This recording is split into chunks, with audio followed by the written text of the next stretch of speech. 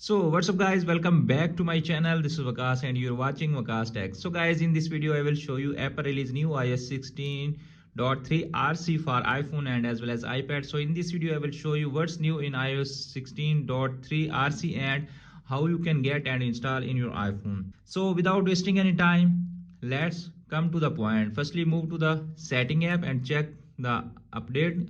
You can see appears on screen.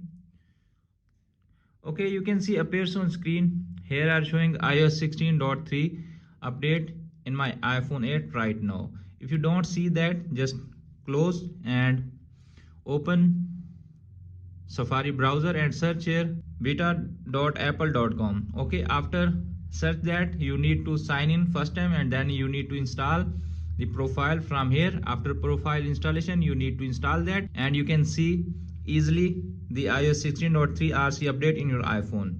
Okay, now move to the next point. The next point, what's new in iOS 16.3 RC in that update.